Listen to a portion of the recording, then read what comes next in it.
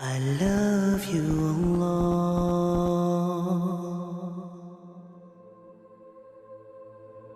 لا إله إلا أنت سبحانك إني كنت من الظالمين. لا إله إلا أنت سبحانك إني كنت من الظالمين. لا إله إلا أنت سبحانك إني كنت من الظالمين.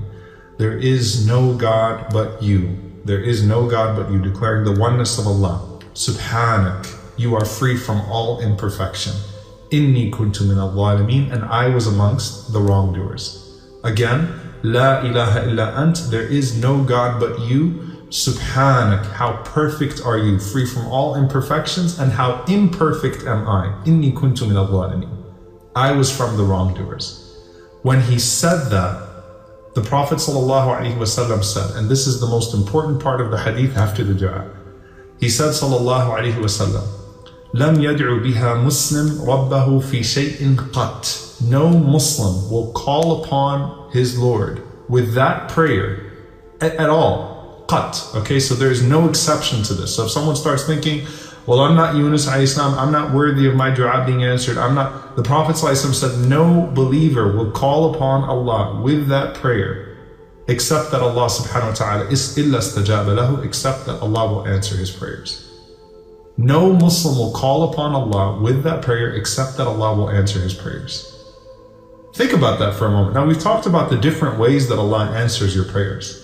But no Muslim will ever add into their prayer or call upon Allah with La ilaha illa anta subhanaka inni kuntu min al-zalimin, except that Allah will remove all of their distress and answer their prayers. Now let's talk about this for a moment, inshallah ta'ala, because it's a very profound thing that the Prophet ﷺ is giving to us. Number one, again, don't sit there and think, well, perhaps I'm not worthy. All right? The Prophet ﷺ said no Muslim will call upon Allah with that prayer. Also remember that when Allah tells us the story of Jonah, the story of Yunus alayhi salam, Allah says, وَكَذَلِكَ نُنْجِ الْمُؤْمِنِينَ. And just like that, we also rescue the believers. So just like we rescue Yunus alayhi salam, we rescued the Prophet Jonah, كَذَلِكَ نُنْجِ الْمُؤْمِنِينَ. That's how we rescue the believers as well.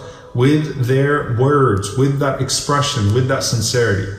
Yunus alayhi salam represents a person in the lowest of low, calling upon Allah, acknowledging His majesty and His glory with absolutely no imperfection. So Yunus alayhi salam is at his lowest point, and he calls upon Allah subhanahu wa ta'ala, as Ibn Mas'ud radiallahu anhu said, in the darkness of the night, in the darkness of the ocean, in the darkness of the belly of that whale, Yunus alayhi salam calls out from the bottom of the ocean, La ilaha illa anta subhanaka inni kuntu min al-zalimin. It's an extremely profound narration that the Prophet ﷺ is giving to us, and I want to talk about a few things with this dua that's usually not spoken about. Number one, Yunus alayhi salam did not ask Allah to be saved, but by his pure expression to Allah subhanahu wa ta'ala, his pure thana, his pure praise of Allah subhanahu wa ta'ala, Allah saved him anyway. Allah rescued him anyway. Yunus did not ask Allah to remove him from the belly of the whale.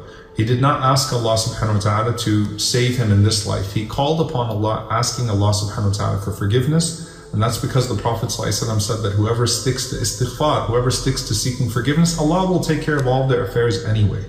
Okay, Allah will take care of all of their affairs anyway.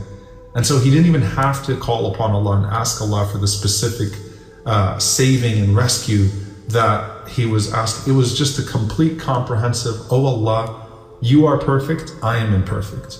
You were always generous to me, and I am consistently deficient in my responsibility to you. Right?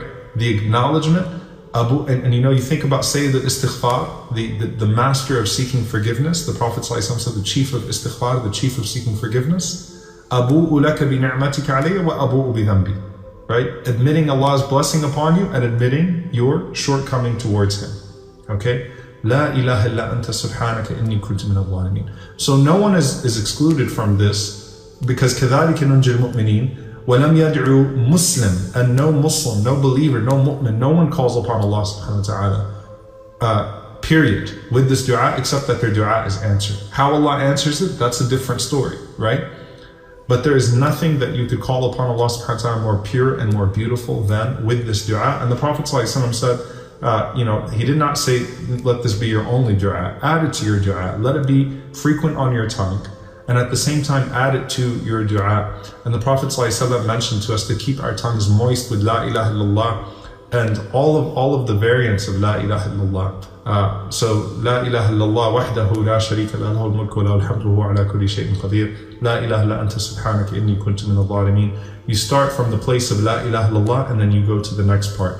And this is the dua of the one who is in pain. This is the dua of the one who is in the lowest of low. This is the dua of the one who is anxious. And no one makes this dua sincerely except that Allah subhanahu wa ta'ala would answer it and remove that which they're calling upon Allah subhanahu wa ta'ala for.